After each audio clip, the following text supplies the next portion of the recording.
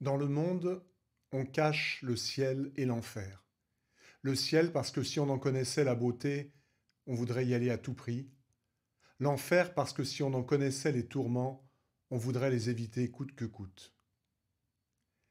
Cette phrase du saint curé d'Ars est une bonne introduction pour le sujet qui nous intéresse aujourd'hui, l'enfer. La jeune Thérèse Martin, la future sainte Thérèse de l'Enfant Jésus, lors de la retraite préparatoire à sa première communion, a été très marquée, pour ne pas dire traumatisée, par des prédications sur l'enfer. Et Thérèse, pragmatique, de noter dans son carnet de retraite: Moi, je me prépare bien, j'espère aller au ciel. Comme bien souvent, nous sommes passés d'un extrême à l'autre. On parlait trop de l'enfer et maintenant, on n'en parle plus. L'enfer, reconnaissons-le tout de suite, c'est pourtant une histoire d'amour. Essayons d'y regarder de plus près. Existe-t-il vraiment ou n'est-il qu'une invention? Et s'il existe, peut-être est-il vide? Mais la question qui nous intéresse au fond, c'est de savoir si moi, personnellement, je risque d'y aller. Et mes proches. Oui, l'enfer existe et il est éternel. La tradition de l'Église est unanime à ce sujet. Tous les textes de la Bible qui abordent ce sujet sont bien sûr une invitation pressante à ne pas y aller.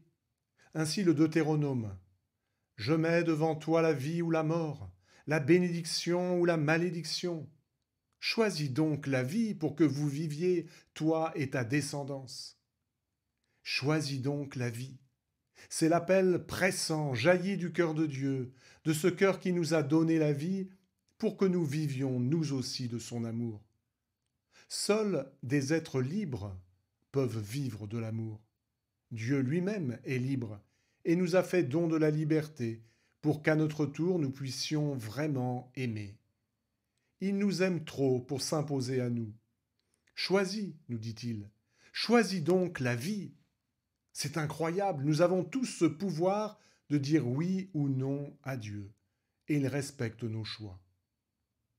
Rappelons-nous aussi, par exemple, dans l'Évangile, la parabole de Lazare et du mauvais riche, la vision du jugement dernier, la terrible phrase de Jésus face aux auteurs de scandale.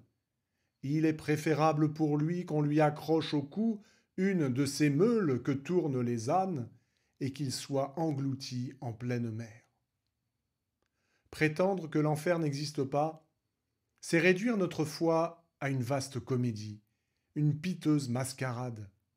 Allez, finalement, après notre existence en ce monde, le sort serait le même pour tous, saints, victimes et bourreaux. Tout le monde il est beau, tout le monde il est gentil. Mais ce n'est pas pour rire que Dieu nous a donné la vie. Ce n'est pas pour rire qu'il a donné sa vie pour nous. Ce n'est pas pour rire qu'il nous aime.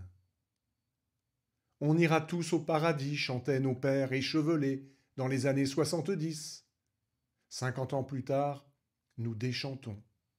Alors oui, l'enfer existe, car Dieu ne peut forcer quiconque à vivre avec lui. Le paradis n'est pas une prison dorée, où nous serions maintenus à résidence. Ne comptez pas sur moi pour vous décrire l'enfer. Je n'y suis jamais allé. Méfions-nous des descriptions. L'enfer est avant tout un état. La première peine de l'enfer, c'est d'être privé de Dieu.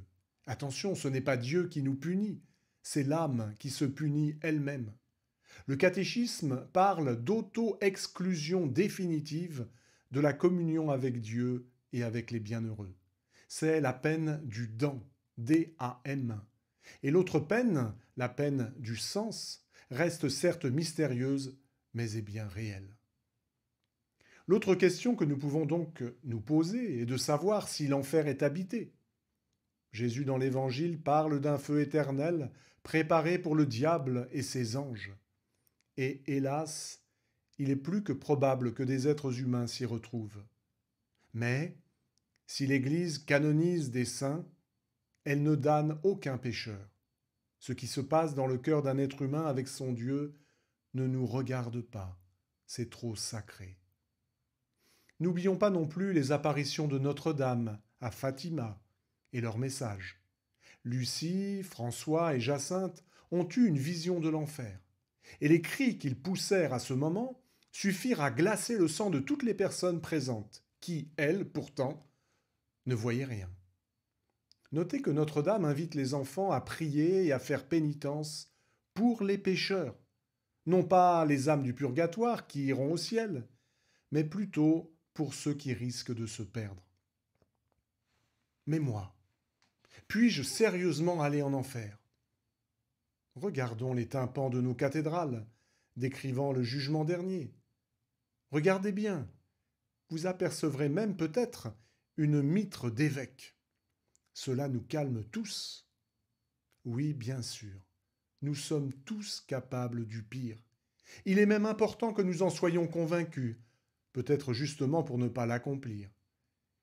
Il nous faut avoir, comme le disait le père Molinier, le courage d'avoir peur. Ce n'est pas nous qui nous sauverons, mais c'est l'amour qui nous sauve. L'amour fou du Christ pour chacun, chacune de nous. Cet amour que nous sommes invités à accueillir dans les sacrements et dans les œuvres de charité.